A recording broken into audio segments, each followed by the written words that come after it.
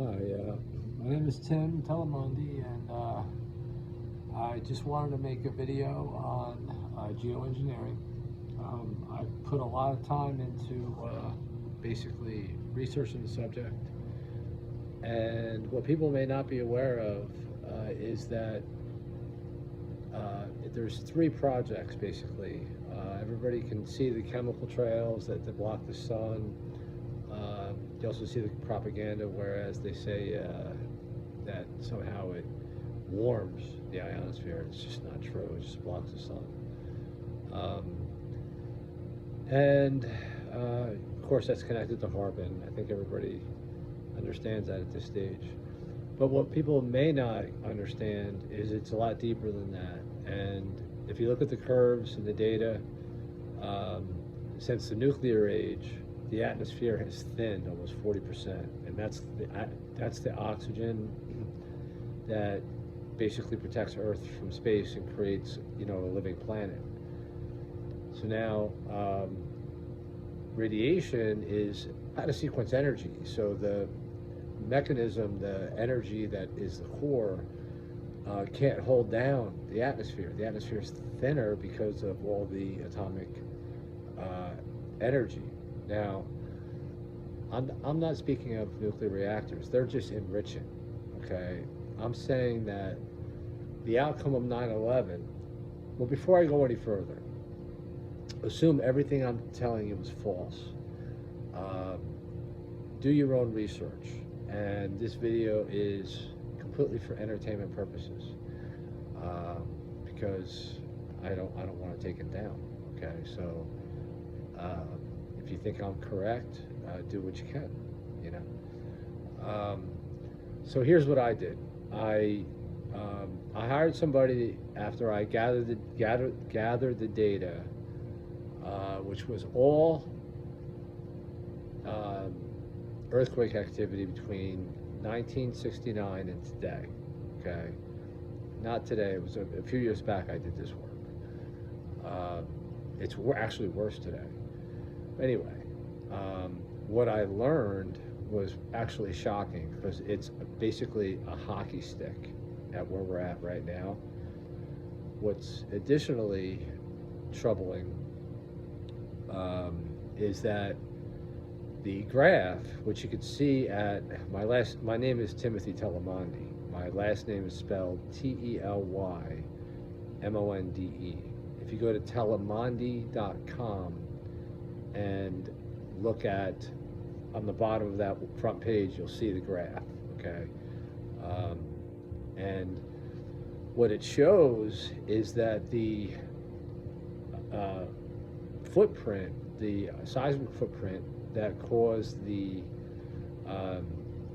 reactors to be flooded and the Japanese tsunami in 2011 exactly matched the underground nuclear test by North Korea, okay?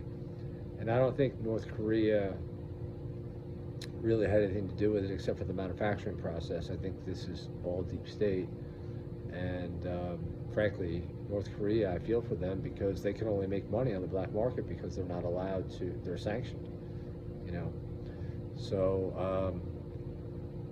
what can they do besides sell to the black market, to function as a country? So, anyway, look at that and check my data. Anybody can do this. There's a long equation that you have to convert the seismic activity to joules, to power, and then it becomes graphable, okay? It can be done in Excel. Anybody that's good in Excel can look up the math and basically do it, okay? The other thing that's ongoing that is almost hard for me to believe is there's a probe called the Parker probe, and it launched in March. I can't remember the year, and it got to the sun in August. Okay, so basically,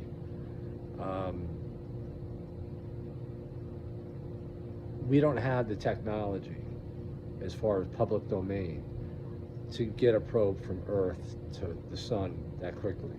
Okay, that's a lot of energy.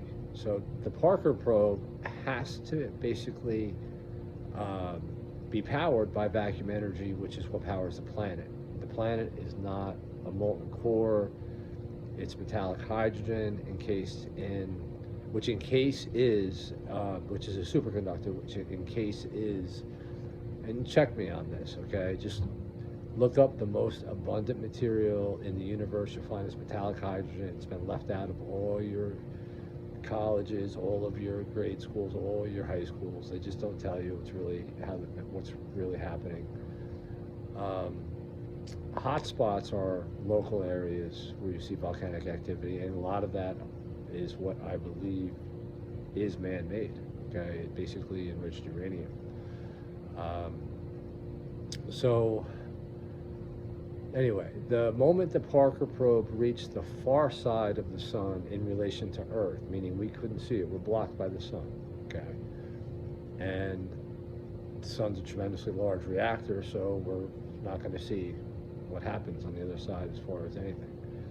But all of the planets, including Earth, got colder the moment it was out of sight, so to speak. So you say to yourself, well, how can a little probe damage and dim something as tremendous and large as the sun? It's fragile. Things are in balance. Nature is in balance. And there's a simple law called Ohm's law. And when you have zero resistance around a vacuum energy reactor, the power is almost infinite, because zero into any number is infinite. Okay, there are things that limit it, but we're talking about a lot of power in that type of technology, and we haven't been taught about it, and people just don't know about it. Okay, but look up the Ohm's law. Um, you know, P is equal to I times E. Okay, R is equal to I into E. Okay, so when you divide current into voltage, okay, or I'm sorry, I is equal to R into E, okay, current. So if you have zero going into your voltage, because resistance is zero, then your current, your power, the volume of energy is almost infinite, potentially, okay? So, and that's what these UFOs are. This is not extraterrestrial technology. This is stuff that, when it's understood, can be made in your backyard, as long as you can make a superconducting sphere, okay? And colleges have released information on how to do that. Certain matrices of gold and silver actually accomplish that, even at room temperature. So you don't even need metallic hydrogen, which is hard to produce. Earth produces it when she was formed, but people can do this, okay?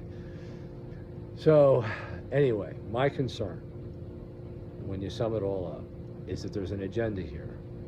I understand that we have a president that's basically given us everything we ever dreamed of. But if we're not alive to benefit from that, did you get anything? Okay? Okay? You hear what I'm saying?